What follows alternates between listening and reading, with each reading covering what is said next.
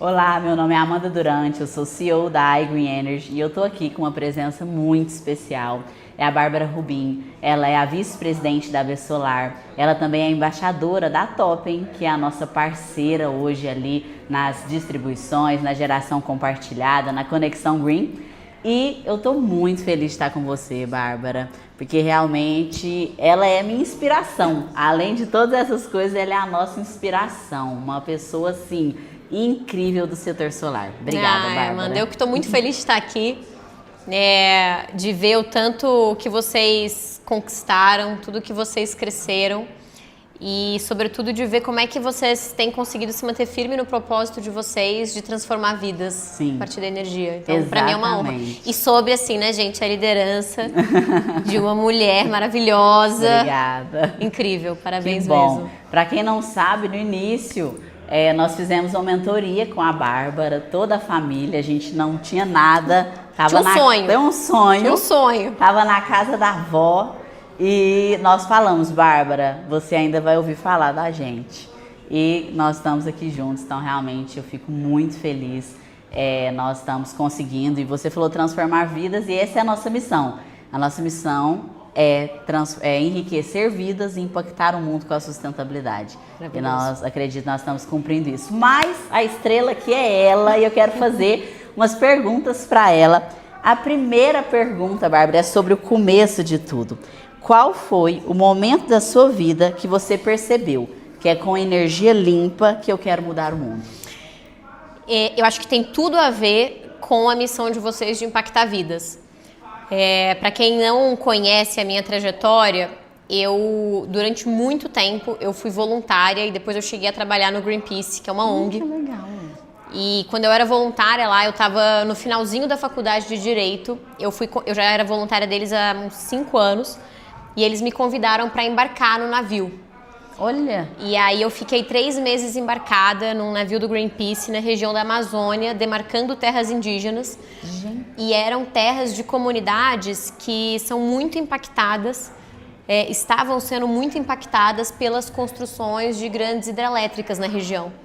E a gente via o impacto que esses grandes, esses empreendimentos gigantes causavam na vida daquelas comunidades.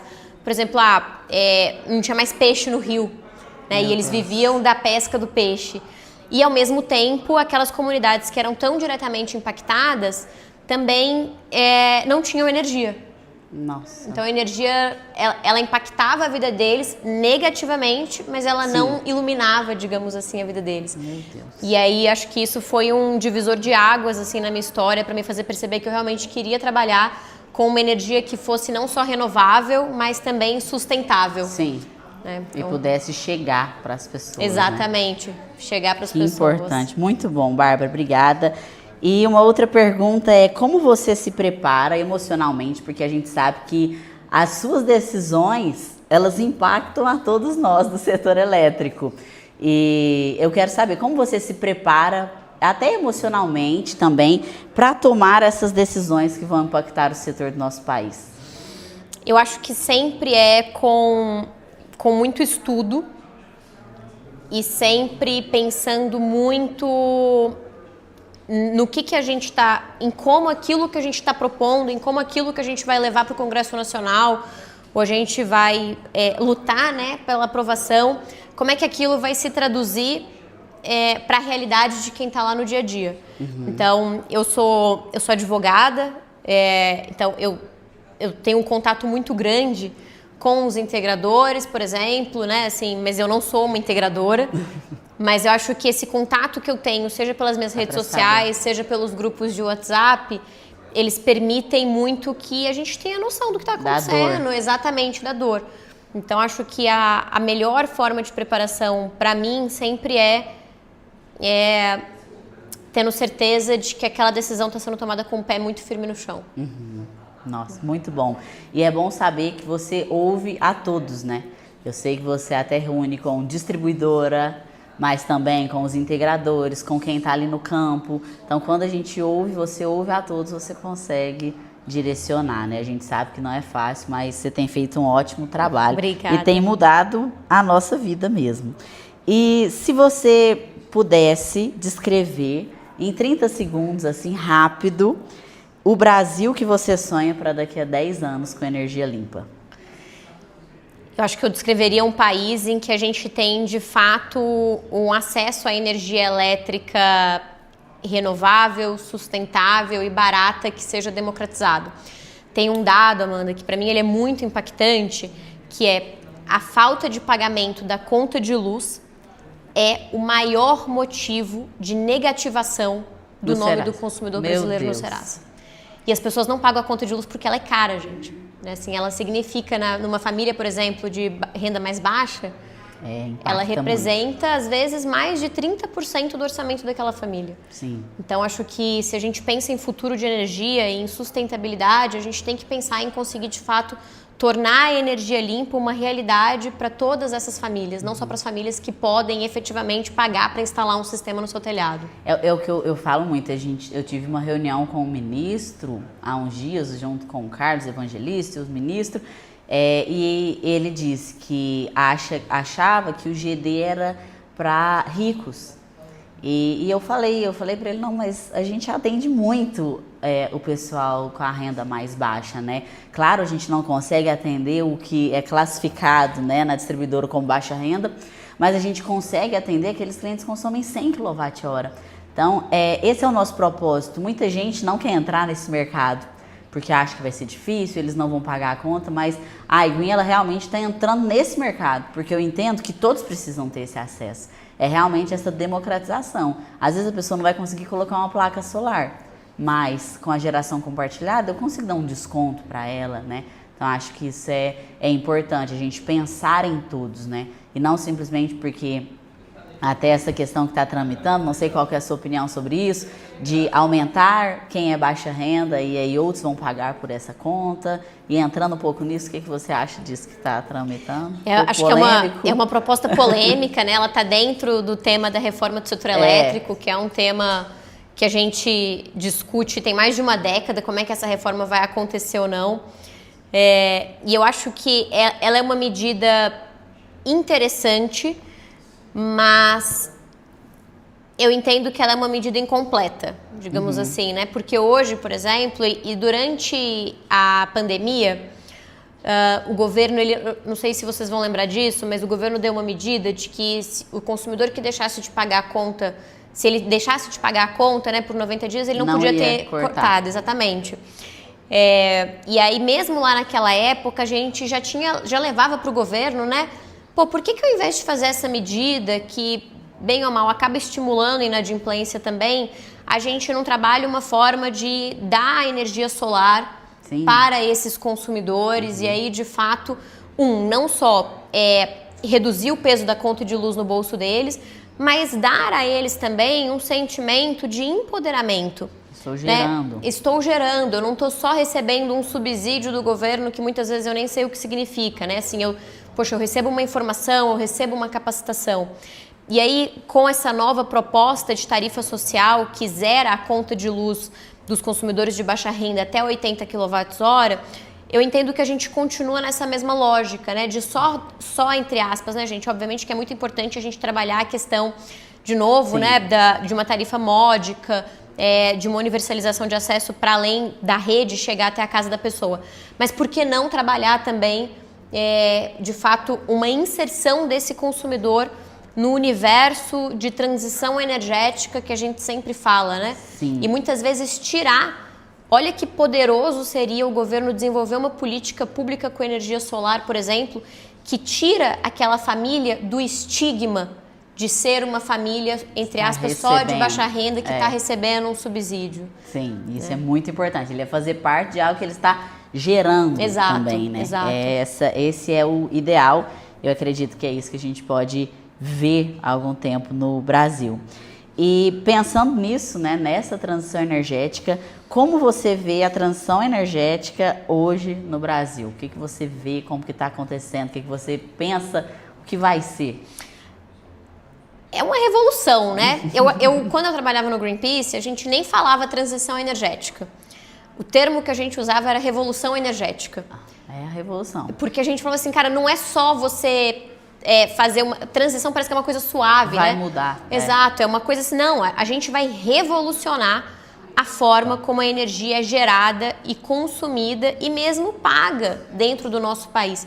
E se por um lado a gente está super avançado nisso, porque a gente tem uma matriz muito mais renovável do que outros países do mundo, o Brasil é líder, né? Quando a gente pensa em renovabilidade da matriz elétrica.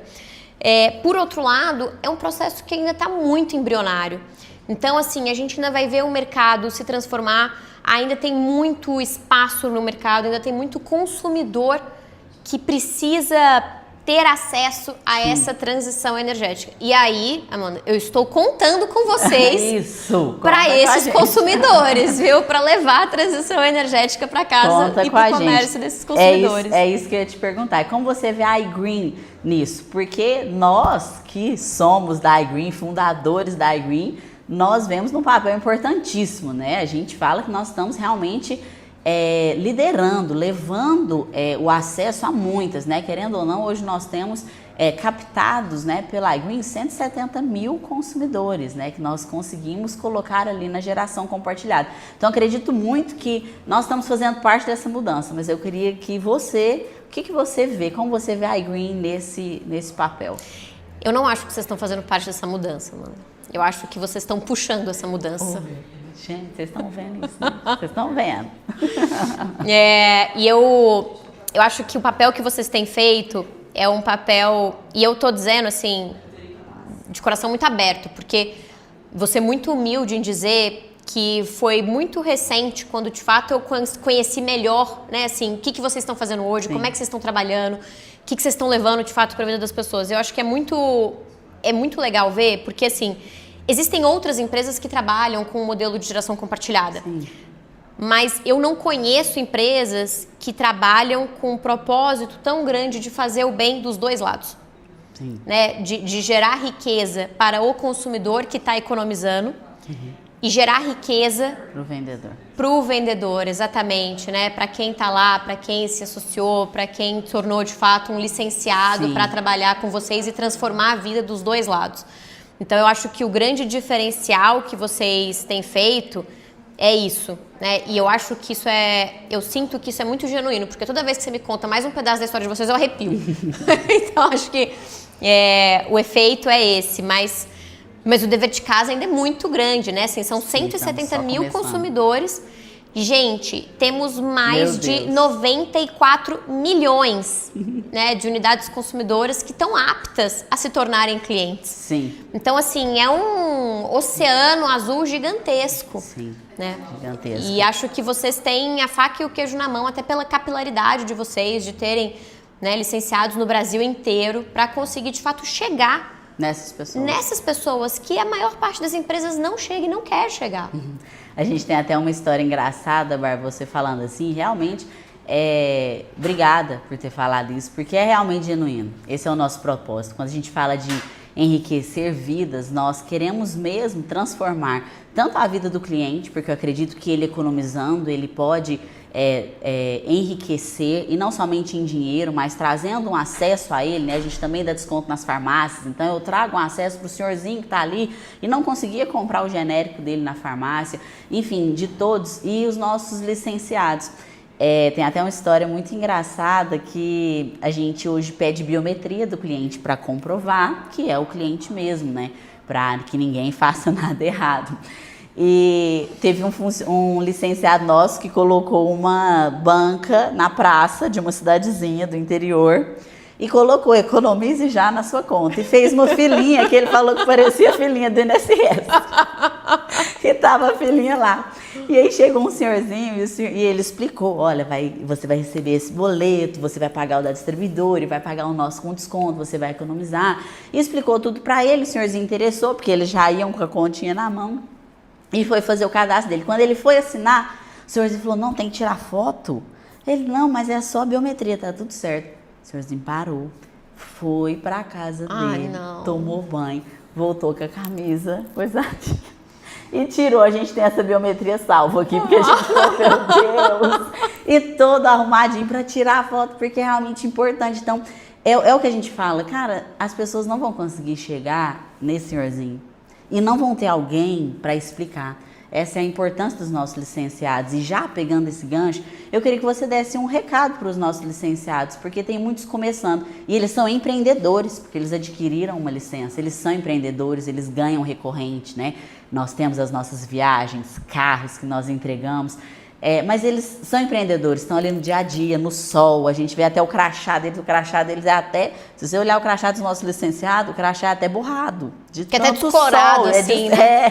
de tanto sol que ele pega, e realmente para levar, né, esse acesso para os clientes. Eu queria que você desse um recado para eles que estão começando, o que você lá atrás que estava começando passou, tem alguma dica para dar para eles e o que você vê do futuro para falar para eles? Tá, a responsabilidade é grande aqui.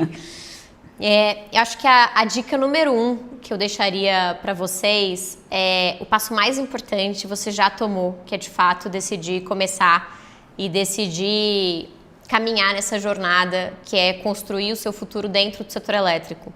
Eu tomei a decisão de entrar nesse setor já tem mais de 15 anos. Foi uma das decisões mais transformadoras e mais importantes que eu tomei na minha vida. É um setor completamente apaixonante e é um setor em que todos os dias nascem novas oportunidades. Sejam oportunidades porque, de novo, a gente tem um crescimento orgânico de Sim. novas unidades consumidoras, então de novos clientes potenciais, de mais de 1% ao ano, então no universo de 94 milhões, 1% é muita coisa que a gente está falando de novos clientes que surgem espontaneamente, mas também é um setor que está numa transformação enorme. E aí, um aprendizado, né, que eu teria dado, né, para mim mesma lá atrás, e eu acho que de uma maneira talvez menos consciente eu acabei fazendo, foi se unir às pessoas certas. Né? Aquele ditado que é super clichê, mas que acaba sendo verdade, de que sozinho às vezes a gente vai mais rápido, mas com os parceiros certos a gente vai mais longe. Eu acho que quando a gente está num setor que é muito complexo, como é o caso do setor elétrico, isso se torna ainda mais verdadeiro. E olhando para a minha trajetória até aqui, eu certamente não estaria onde eu estou hoje se eu não tivesse tido parceiros, mentores e companheiros mesmos de jornada que me permitissem esse impulso. Então, estar, né, com a iGreen, estar com a Toppen também, são as duas gigantes do setor que se unem para levar essa transformação, já é um caminho muito importante. E vão ter dias difíceis, sem dúvida alguma, toda profissão tem, né, todo segmento tem, mas o que eu posso te garantir é que, sem dúvida alguma, com foco e com trabalho, os frutos vêm, porque o setor elétrico é o único setor que, faça pandemia, faça chuva ou faça sol, ele não deixa de crescer. É verdade. É isso. Muito obrigada, Bárbara. Assim, não tem mais nada para te perguntar, foi perfeito. Muito obrigada, de verdade. Obrigada por tudo que você tem feito pelo Brasil. Saiba que você faz parte da nossa história. Você faz parte, você é uma inspiração para nós. Você realmente é uma inspiração para nós. A gente aprende muito aqui. Nós somos pessoas de honra e a gente precisa dar honra a quem merece honra. Então, de verdade, muito obrigado. Você está transformando o Brasil. Você pode ter certeza que você está transformando a vida das pessoas. Então, muito obrigada, Bárbara. Obrigada a você.